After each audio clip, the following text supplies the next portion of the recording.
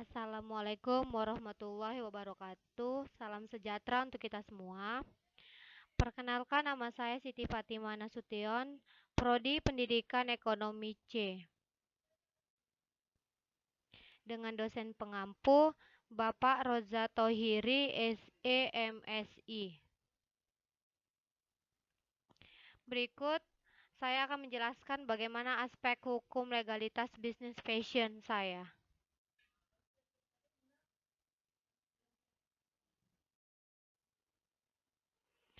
Ada jenis badan hukum bisnis fashion. Jenis badan usaha menurut hukum termaksud dalam bisnis fashion termasuk ke dalam badan usaha perseorangan,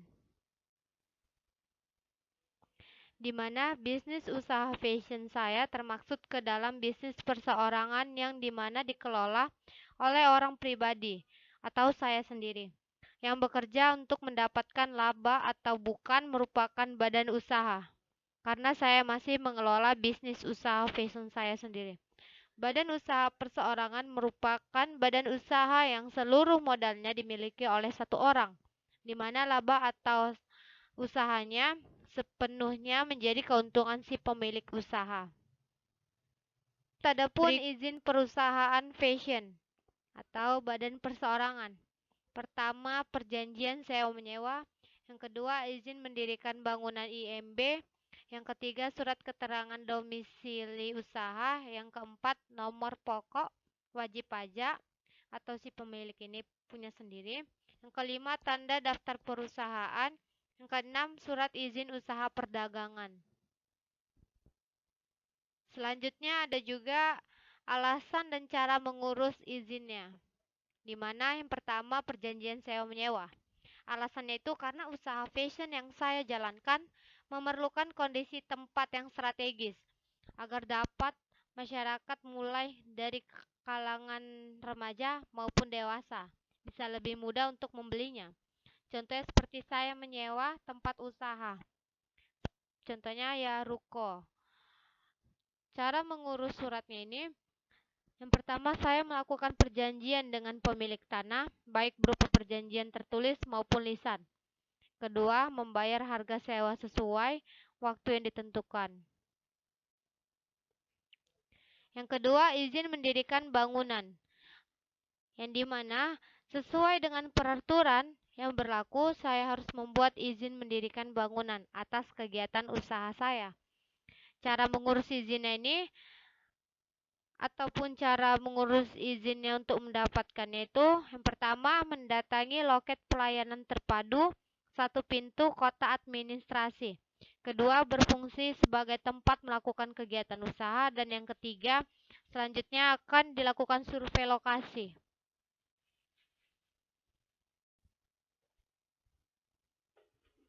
Yang ketiga, surat keterangan domisili usaha, di mana karena usaha saya ini memerlukan tempat tinggal suatu perusahaan dalam menjalankan usaha fashion saya sebagai bentuk identitas perusahaan ataupun badan usaha.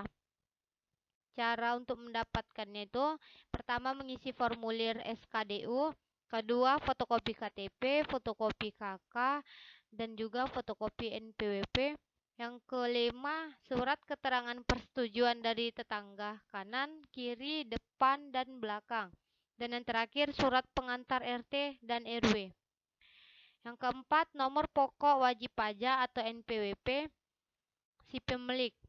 Alasannya itu, surat kelengkapan dalam mendirikan adalah NPWP, yang wilayah kerjanya meliputi tempat usaha di kantor pelayanan pajak. Usaha fashion saya ini harus mendaftarkan NPWP atas aktiva usaha ke apartemen perpajakan. Lalu cara mendapatkannya itu bisa secara offline, di mana mendatangi kantor pelayanan pajak, mengisi formulir permohonan NPWP, fotokopi KTP, dan surat keterangan domisili dari RT atau RW. Adapun secara online itu seperti membuka situs Dirjen Pajak di laman www.pajak.go.id atau https://pajak.go.id, atau juga bisa juga login ke untuk mengakses halaman pendaftaran NPWP.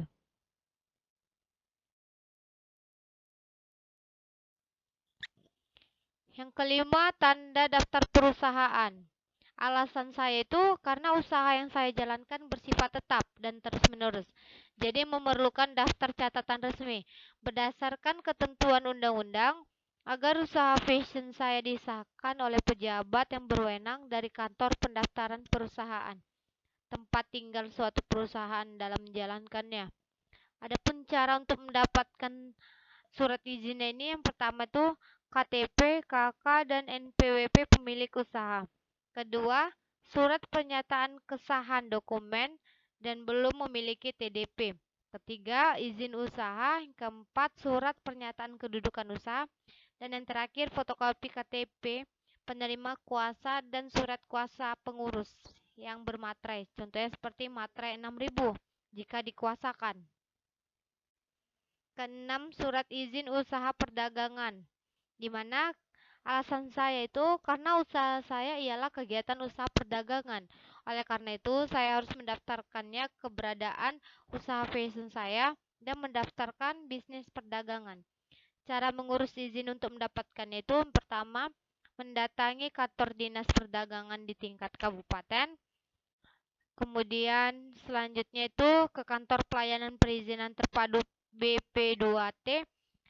Ketiga, fotokopi KTP. Dan yang keempat, fotokopi NPWP. Berikut ada juga aspek lingkungan bisnis, di mana kesesuaian lingkungan dengan bisnis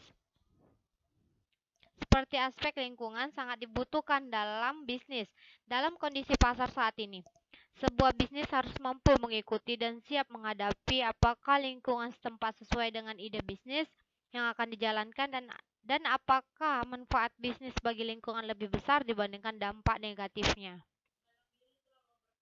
Selanjutnya itu dampak terhadap lingkungan dari bisnis fashion,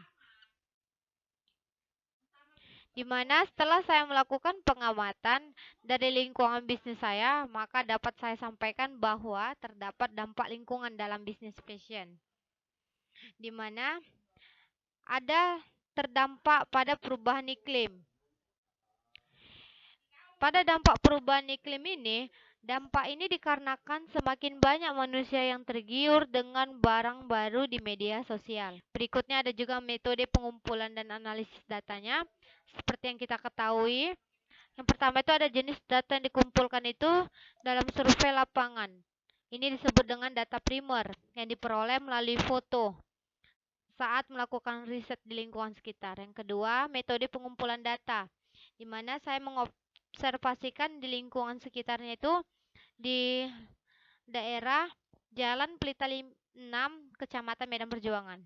Ketiga, pengumpulan data dan informasi, yaitu foto-foto dari hasil observasi saya terhadap lingkungan bisnis fashion saya.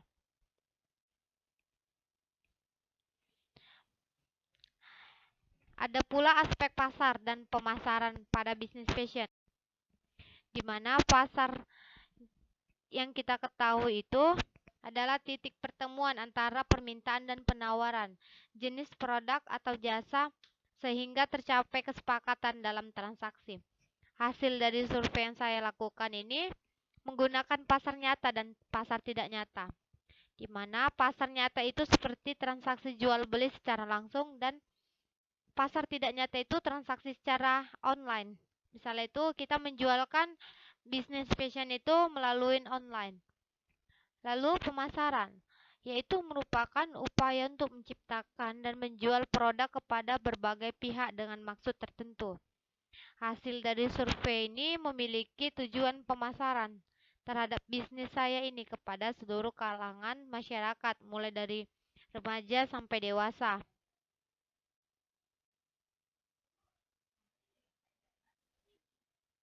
Adapun langkah dalam menentukan segmentasi pasar, di mana pertama itu melakukan pengumpulan data dengan melakukan survei untuk mendapatkan variabel pada tiap jenis segmentasinya.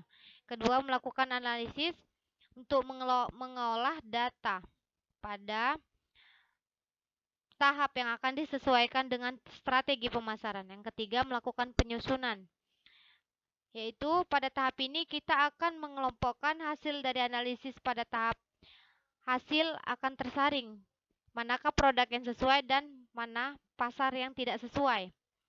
Dalam bisnis passion saya melakukan survei lapangan untuk melihat apakah ide bisnis yang saya buka ini cocok atau tidak dengan lingkungan sekitar. Dan setelah saya menganalisis bisnis saya ini sangat sesuai dengan tujuan pemasaran. Adapun jenis metode peramalan dalam bisnis passion, di mana dilihat dari segi penyusunannya, yaitu peramalan subjektif yang saya pilih karena pemasaran didasarkan atas style, di mana style ini akan menambah kepercayaan diri. Yang kedua, dilihat dari segi sifat ramalan yang didasarkan atas data kualitatif karena saya memperoleh data dari hasil survei lapangan. Dilihat dari segi jangka waktunya juga. Dalam peramalan itu saya memilih jangka pendek karena saya mensurvei tidak lebih dari 1 tahun. Berikut ada juga langkah-langkah dalam melakukan peramalan, di mana pertama itu saya akan menentukan tujuan peramalan saya untuk menentukan setiap detail seperti jenis produk dan juga jangka waktu. Yang kedua, mengevaluasi dan menganalisis data yang sesuai untuk diperlakukan dalam pemilihan metode peramalan. Yang ketiga, memilih dan menguji metode peramalan. Keempat, menghasilkan peramalan. Dan yang kelima, memantau keakurasian peramalan. Jadi sebelum untuk melihat semuanya itu kita akan memantau juga bagaimana peramalan yang akan dilakukan untuk masa yang kedepannya. Ikut pemaparan saya. Terima kasih jika ada saya salah kata, mohon dimaafkan.